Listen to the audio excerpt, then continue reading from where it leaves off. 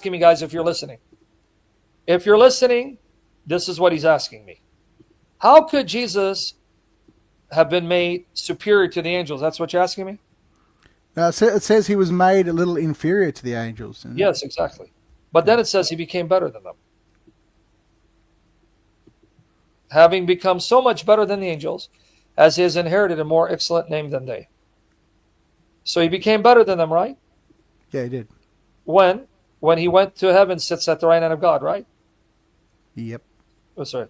But then, if he became better than them, that means he was less than them. Yeah, this is what you're referring to. Yeah, that's what I'm referring to. Yeah. Hebrews 2:9. I've just never understood it. That's why I'm asking. Oh, very easy. He's referring now to Hebrews 2:9. But we do see him who was made for a little while lower than the angels. Jesus, because of the suffering of death, crowned with glory and honor, so that by the grace of God he might taste death for everyone. Now, number one, when did he become lower than the angels? When he became flesh. When he became man. How do I know? Okay, let's see. Because the context. We go to verse 14. Therefore, since the children, God's children that he came to save, share in flesh and blood, meaning they're flesh and blood humans, right? Yep. He himself likewise also partook of the same. So what did the Son do? He then took flesh and blood by becoming human. He partook of flesh and blood when he became human. So when does he become lesser than the angels? When he became human. Incarnate. Took flesh and blood so that he could die a human death. But we do see him who was made for a little while lower than the angels. Jesus, because of the suffering of death, he became human to die a human death to save us from death. Right? Yep. So why did that make him lower than the angels? Because of the fall of Adam and Eve. We humans have now lost our glory and status that made us higher than angels. So now we are less glorious than angels and beneath angels, which is why they have abilities far greater than ours. Interesting. So here it is, Hebrews 2, 5-8. And he quotes a psalm to prove it. He quotes Psalm 8, verses 4-6, specifically Psalm 8:5. But here, for he, God, did not subject to angels the world to come. So the age to come, angels will not be ruling over it. They're going to go back to being our servants. Interesting. Concerning which we are speaking. But one has testified, some were saying, what is man that you remember him? In other words, why do you love humanity so much? Why do you concern yourself with human beings so much? Why are they your focus? And that's a rhetorical question. Because God wants to make us the crown of his creation.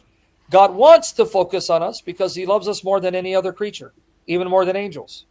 Interesting. And so, or the Son of Man that you're concerned about him.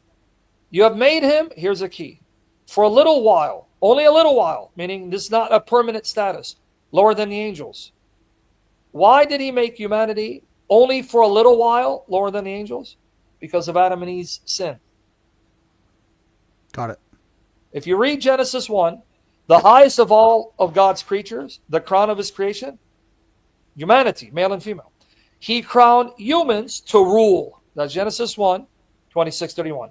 He then created angels to serve humans. But when Adam and Eve obeyed Satan over against God, part of their punishment was they lost their status. They became now lesser in glory and ability than angels, subject to death and to the authority of Satan, awaiting Christ to redeem them. So here's the question.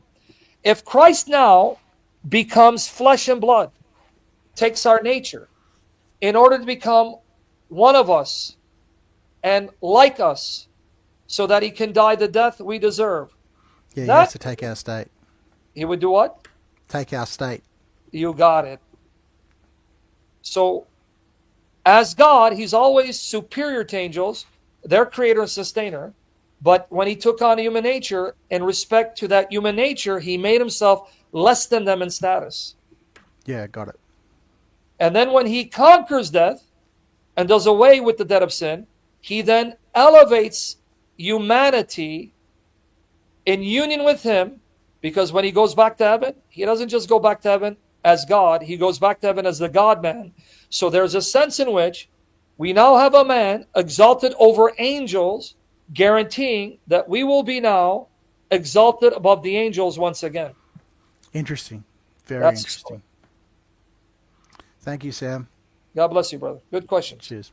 Bye. God bless you. Bye-bye.